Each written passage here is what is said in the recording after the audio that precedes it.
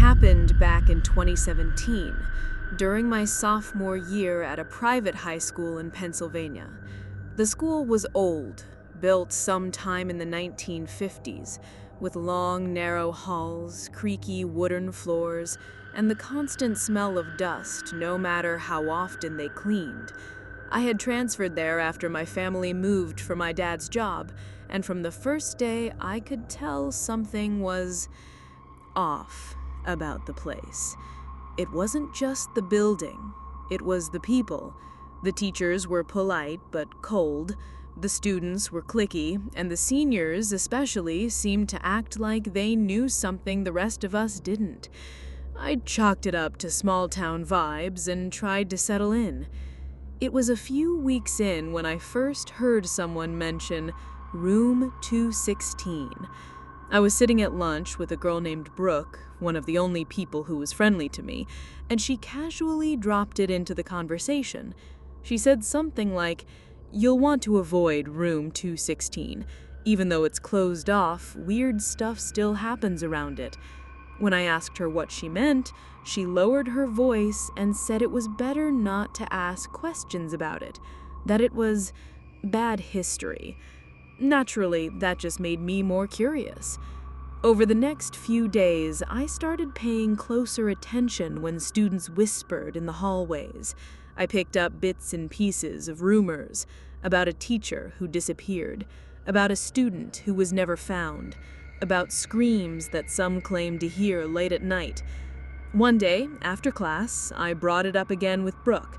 She hesitated, but eventually told me the full story, or at least the version that had been passed down from older students. Apparently, more than 10 years ago, there was a young teacher named Miss Caro who taught English in room 216. She was new, quiet, and a little strange. Some students claimed she was obsessed with dreams. She would ask her class to write down their nightmares in journals. She kept the journals in a locked cabinet in her room. One morning, a student named Derek never came home. He was last seen in Caro's class, seated right near the window. The classroom door had been closed the whole time. The windows were locked. There were 24 students in that room when class began, and only 23 when it ended. At first, everyone thought Derek had ditched school or run away, but he never turned up. His stuff was still in his locker. His phone and backpack were never found. And then, just 2 days later, Miss Caro didn't show up to work. When the school called her emergency contact, her sister, she said she hadn't heard from her either. Police checked her apartment. Her car was still in the driveway.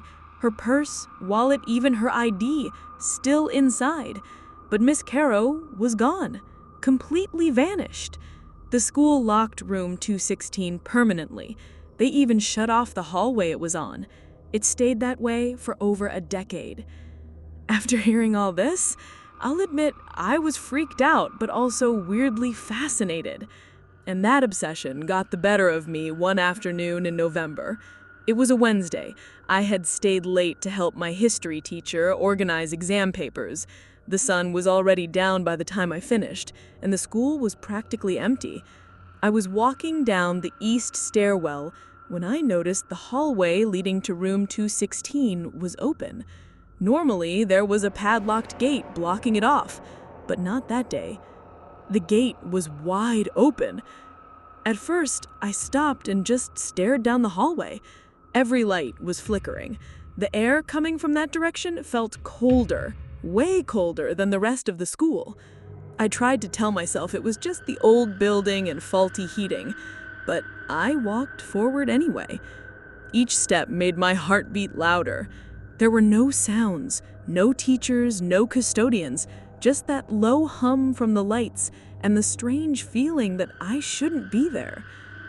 When I reached room 216, I noticed the door was cracked open just slightly. I pushed it.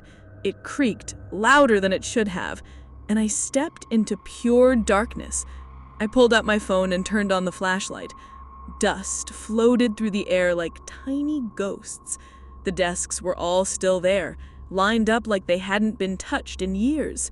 But in the far corner of the room, near the old wooden teacher's desk, I saw someone, a person, sitting perfectly still, like they'd been waiting.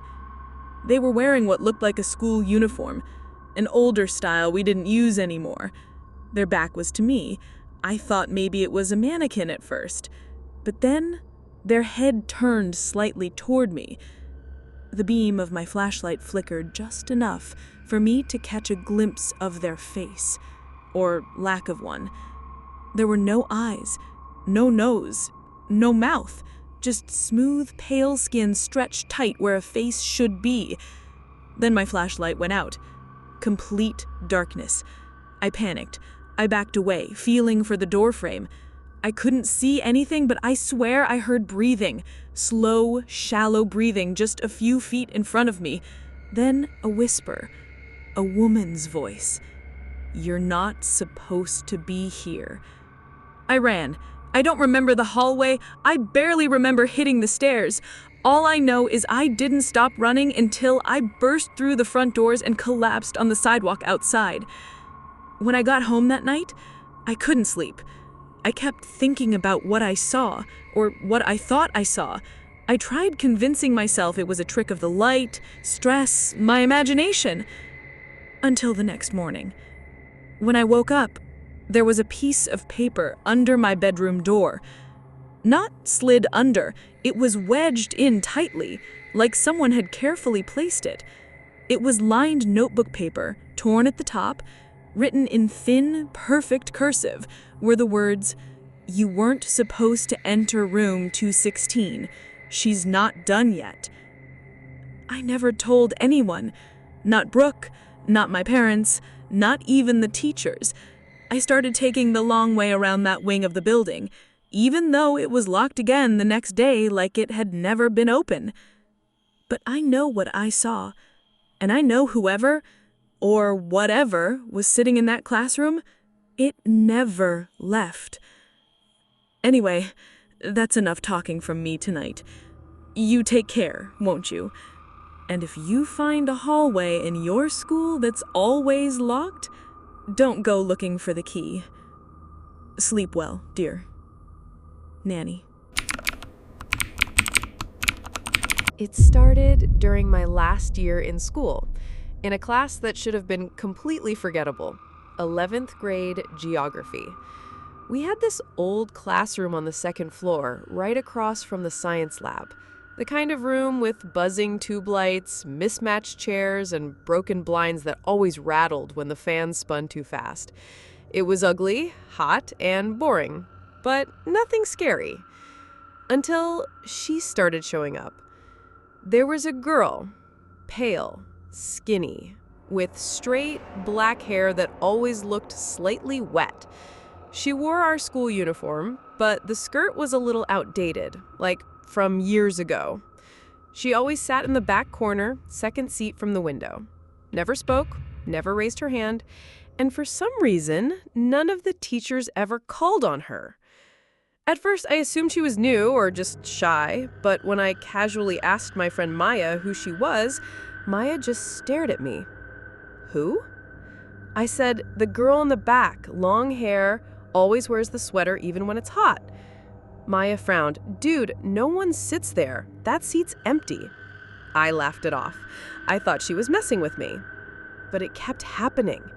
Every geography class, that same girl was there.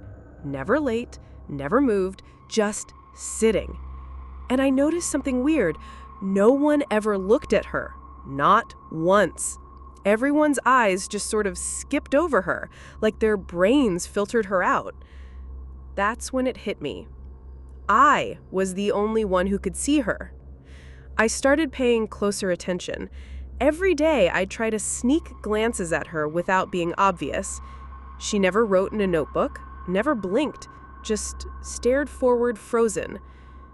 Then one day, I made a stupid decision. I waved at her. It wasn't even a big wave, just a quick flick of my fingers while pretending to scratch my nose.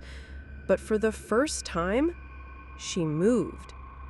Her head turned, slowly, deliberately, and she looked straight at me. Not around me, not past me, at me. Her eyes weren't right.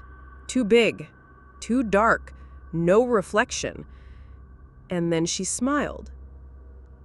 I don't know how else to explain it, but that smile didn't belong on a human face. It was too wide, too calm, like a mask trying to learn how to be real. I felt cold. Like the temperature in that corner dropped 20 degrees. From that day on, things got worse. At night, I'd hear tapping. Not from outside, from my closet. Always 3 slow taps, like she was letting me know she remembered. My phone would glitch. Photos I never took appeared in my gallery. Blurry shots of my classroom, of my seat, of the back corner. One night, I woke up with dirt on my sheets. Just a line of dried mud across the blanket. I checked my window. It was locked. My door, still shut. But the closet, slightly open. By the 3rd week, I stopped going to geography altogether. I made up excuses, sick days, dentist appointments. I even forged a note from my mom once just to avoid that room. But the school doesn't forget. Neither does she. It was a Wednesday when Mr. Luthra, the geography teacher, spotted me in the hallway. Back in class tomorrow. No more skipping. I didn't answer. I just nodded and walked away, heart pounding. I knew what would happen if I went back. But the next day, I did. And the seat was empty. For the first time since this started, the back corner was empty.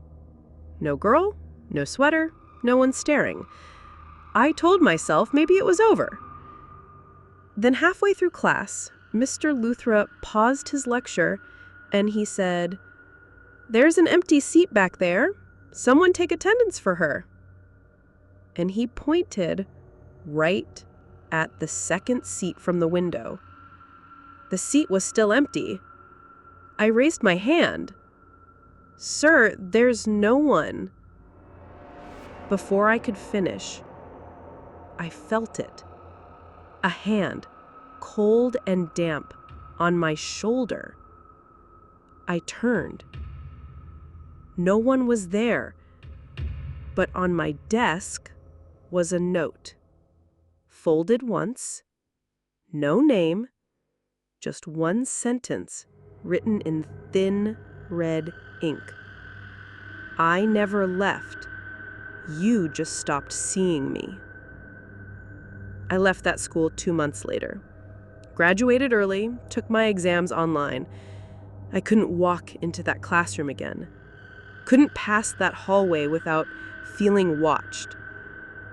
People think ghosts are loud, dramatic, floating sheets and slamming doors. But some of them are quieter. They just sit and wait. And if you happen to notice them, they never let you forget.